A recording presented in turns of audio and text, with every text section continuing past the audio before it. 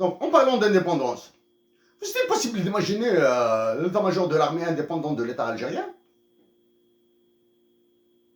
comme il est claironné pour la Banque centrale, comme nous l'avions dit au président de la République de Tunisie. D'un point de vue moral et juridique, l'indépendance d'une banque centrale est une ineptie.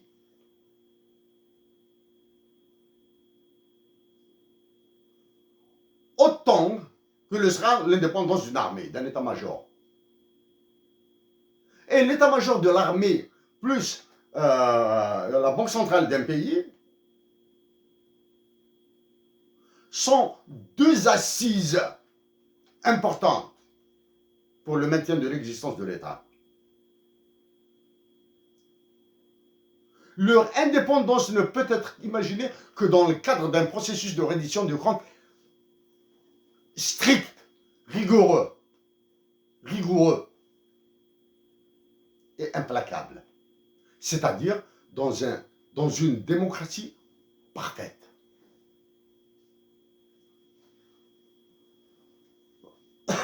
Monsieur Abdelmajid Boun, maintenant, nous allons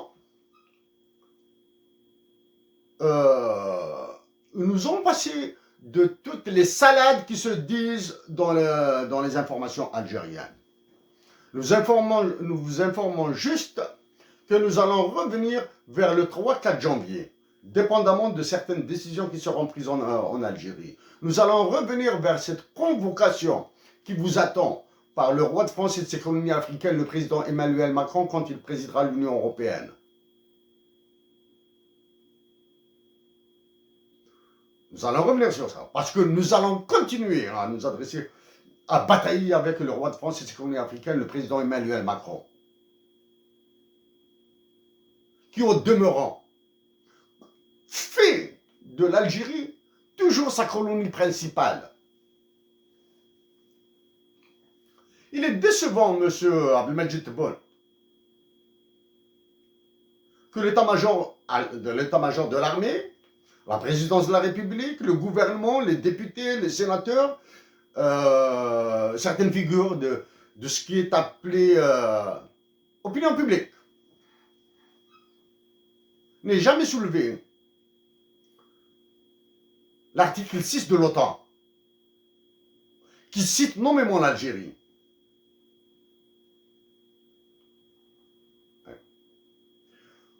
Voilà un petit peu globalement l'esprit. Pour nous avons demandé à rencontrer les économistes du FMI et de la Banque mondiale. Malheureusement, c'est un échec que nous assumons. C'est un échec que nous assumons. Mais avant de continuer à parler de certains aspects économiques, nous allons parler des aspects économiques de l'Algérie, d'un point de vue très populaire, accessible. Oui, nous savons que dans nos précédentes publications, ou bien dans nos précédents messages, probablement que le gros échappé au commun des mortels algériens.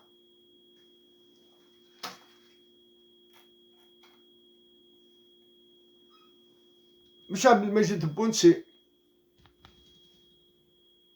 ce que vous voyez. Algérie. Regardez comment se présente l'Algérie at a glance sur le FMI. Voilà.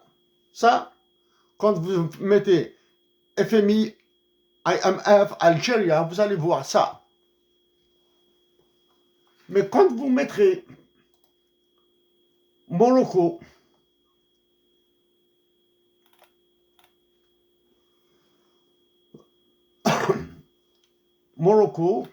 le Maroc, le voici, ici. Il n'y a pas ce que vous avez vu en rouge en Algérie, sur l'Algérie. Tunisia, le voici. C'est la même chose. Mais par contre, pour l'Algérie, il y a ça en plus.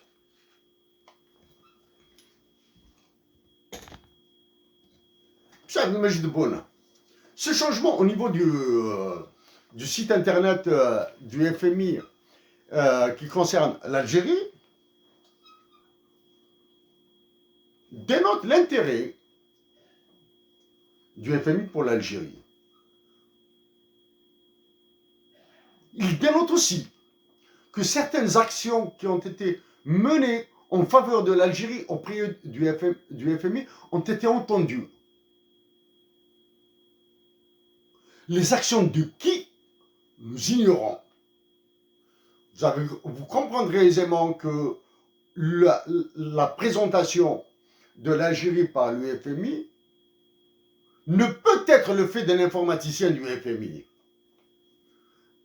Un fait de presse d'un informaticien du FMI qui a décidé de mettre ça. Ne peut pas être le fait de presse même d'un économiste du FMI ou du FMI. C'est un niveau un peu plus haut. Nous vous rappelons, c'est en 2017 que nous avons invoqué certains règlements du FMI pour aller discuter avec le FMI. C'est cette lettre que nous avons adressée à Christine Lagarde à l'époque.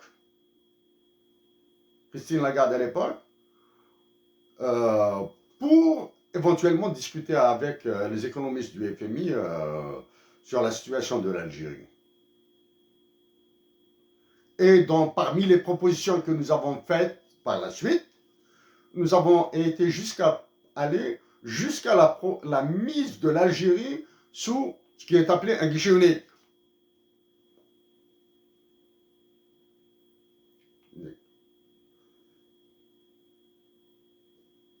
C'est-à-dire serrer l'Algérie à fond.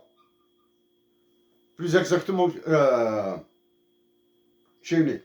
Une caisse d'émission monétaire, a currency board, pour que l'Algérie dépense très peu de ses réserves internationales. Voilà. Tenons. Monsieur Abdelmajid Tebboune, l'Algérie,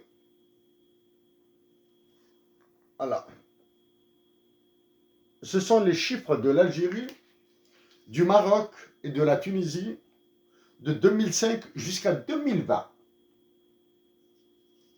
De 2005 jusqu'à 2020. Des trois pays.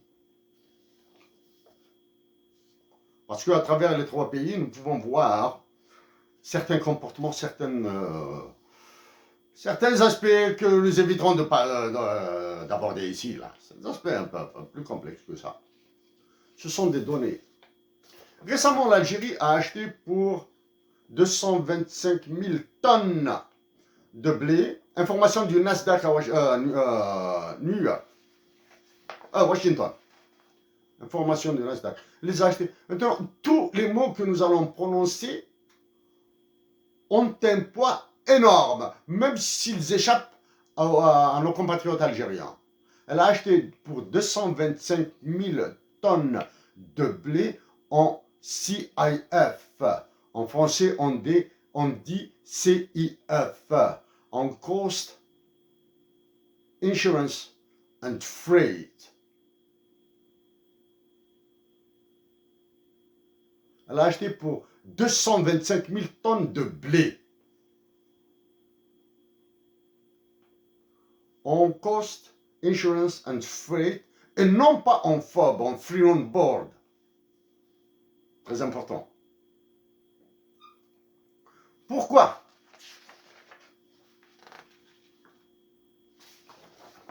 Parce que voici la balance des paiements de l'Algérie.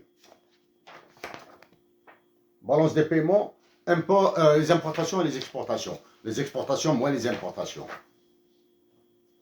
Nous avons dit que nous allons aborder les chiffres de l'Algérie sous un angle compréhensible par le commun des mortels. Les importations et les exportations de l'Algérie impactent directement les réserves de change. Les réserves de change sont gérées par la Banque centrale. Pour gérer les réserves de change, la Banque centrale utilise un taux de change.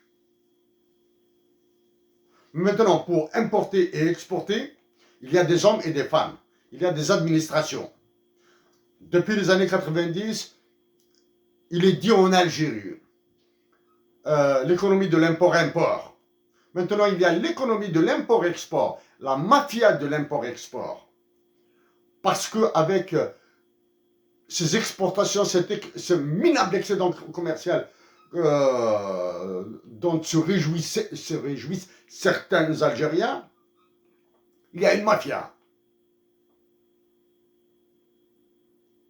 Dans les importations et les exportations, c'est-à-dire ce qui impacte directement les réserves internationales de l'Algérie, qui impacte directement le taux de change, la valeur du dinar, il y a une mafia.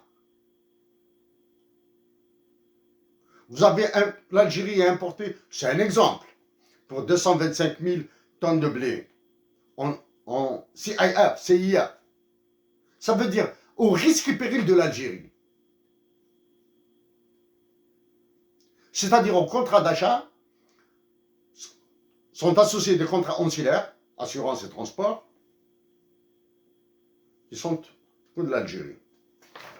Que représentent 225 000 tonnes de blé en termes d'alimentation, en termes de galettes agrom en kabyle ou khobz?